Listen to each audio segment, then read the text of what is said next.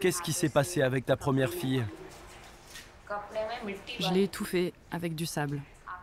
Tu as fait ça? C'est ma belle-mère qui m'a demandé.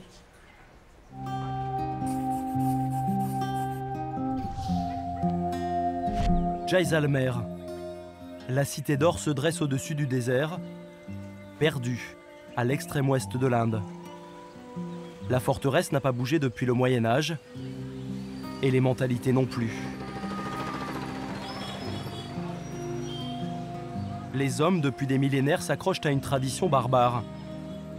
Ils tuent leurs filles.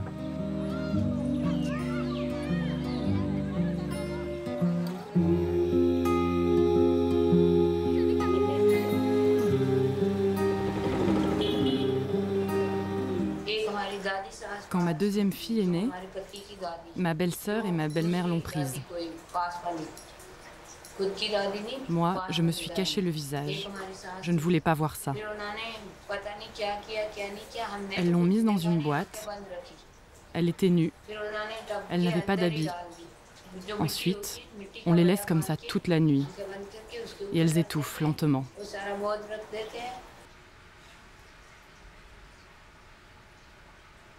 Nous, les Rajputs, les guerriers du Rajasthan, on est très attachés à la domination des hommes. Si une fille fait des études, elle n'écoutera plus son père et sa mère. Elle voudra alors voir du monde, sortir de la maison. Comment peut-on laisser sortir une fille? Si quelqu'un du village la voit traîner dehors, les gens viendront me voir, on a vu ta fille traîner avec des garçons. Alors on sera montré du doigt, et plus grave, cette fille-là, on ne pourra plus jamais la marier. On a peur de ça. Si elles deviennent l'égale des hommes, elles ne voudront plus travailler à la maison. C'est pour ça que personne ne veut que les filles soient éduquées. Elles pourraient rompre avec notre culture. J'ai déjà vu ça bien des fois, j'en ai tiré mes conclusions.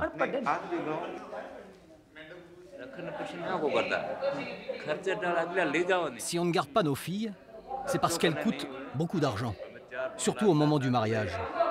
Il faut l'équivalent de 15 000 € au moins pour une fille. Alors imaginez si on en avait 3. Les belles familles réclament 8 000 € au moins pour les fiançailles, puis 15 000 le jour du mariage pour accepter notre fille dans leur famille. Les gens parlent toujours des filles qu'on tue, mais ils ne connaissent pas tous nos problèmes.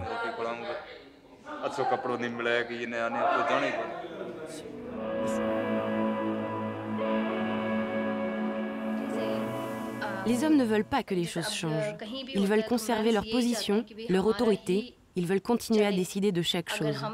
Mais un jour, peut-être, ils se mettront à prendre en considération nos idées. Ce jour-là, ça voudra dire qu'on est libre. Alors on s'arrêtera de s'occuper de leur maison, on ne fera plus rien et enfin, ils auront perdu leur autorité et tous leurs droits.